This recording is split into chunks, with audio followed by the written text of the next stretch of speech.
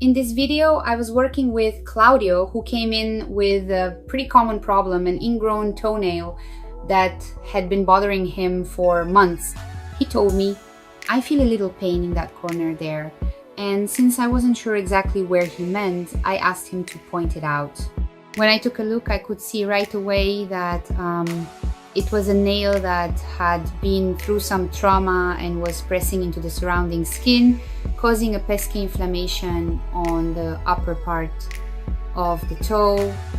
So what did I do first? I started by examining the nail to figure out what was going on.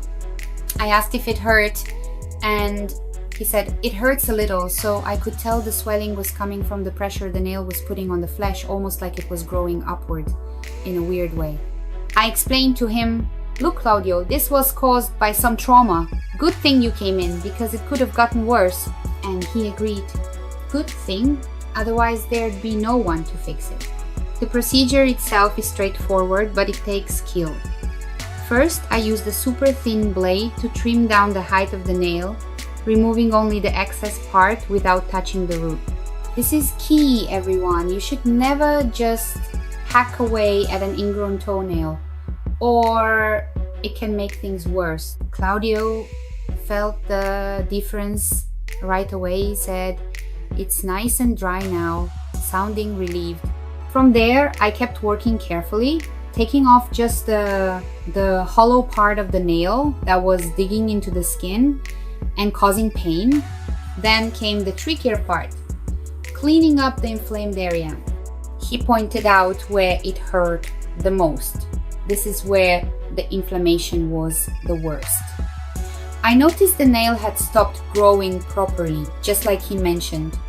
It hasn't moved in about 4 months. That's something that happens a lot when a nail gets pressured or isn't trimmed right. In his case, it even got to the point of pus coming out before he came to Mikan. You imagine the pain. He said they poked it from the top over there and it hurt like crazy. The guy said it was because I cut the nail wrong. And I added, or because you didn't cut it at all, right? That's spot on, folks. Sometimes it's not just about cutting it wrong, it's about letting it grow unchecked. So with a lot of care, I removed the part of the nail that was causing trouble without pulling the whole thing out, of course. I told him I won't touch this spot anymore, okay? The bottom part is already out, the middle didn't get inflamed, so we're leaving that alone. The goal is to ease the pressure and let the nail find its way again. At the end, I showed him, check it out, nice and clean, nothing at the root. It's still swollen because the nail was pushing upward, but that'll go down over time. Here's a cool technical tidbit for you. Toenails grow about 1 millimeter per month on average. For Claudio, since the inflammation stalled the growth, it'll take around 3 months for it to get back to normal. But the best part? With the right trim, the pain vanishes instantly and the toe is protected from fungi and bacteria.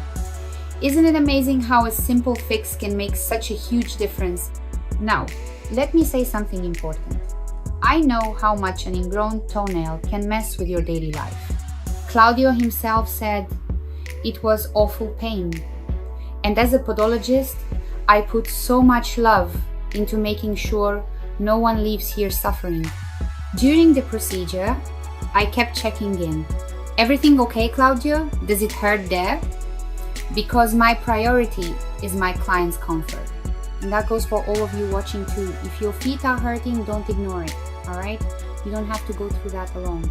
Well cared for feet mean a better quality of life. And I want everyone who comes here or watches me feel that relief. So if something's bothering you, see a professional or leave it in the comments and I'll guide you as best I can. Now, here are some tips for anyone wanting to prevent or deal with an ingrown toenail at home, but be careful, okay? First, never cut the nail in a V shape or round the edges. It should be a straight cut so it grows properly and doesn't dig in. Second, keep it short, like I told Claudio. You've got to keep it short, you can't let it grow too much. That prevents pressure on the surrounding skin. Another thing, if your toe is swollen or red, Warm saltwater soak can help ease it before seeking help. But please, no poking around with clippers or trying to yank the nail out yourself, okay? That can lead to an infection and a much bigger mess. Claudio let it go until pus showed up, and that's when it needed extra care. So the golden tip is keep an eye on your feet and act as soon as you notice something off. And here's a fun fact. A lot of people don't know. Ingrown toenails aren't always about bad trimming. Sometimes it's the shape of your toe, the shoes you wear, or even a bump like stubbing your toe somewhere that causes it. So watch for the signs. Pain, swelling, or red skin are all red flags not to ignore. After the procedure, like I told Claudio, the swelling will go down little by little, and the nail will push the skin out on its own. But he'll need to come back in a few months so I can check on it and make sure everything's on track. Patience is key in this process. Did you enjoy the video, everyone? If you like learning how we handle an ingrown toenail with technique and care, give it a big thumbs up to help me share this content with more people. And if you're not subscribed yet, hit that subscribe button and ring the bell. There's a new foot health video every week here on the channel. I'd also love to hear from you. Have you ever dealt with something like this? Or know someone who could use this advice? Tell me in the comments. I read everything and reply with love. And if you found this video helpful, share it with a friend or family member who might need a podiatry tip. Maybe it's the nudge. They need to take better care of their feet. To wrap things up, let me just say this. Our feet are the foundation of everything, right?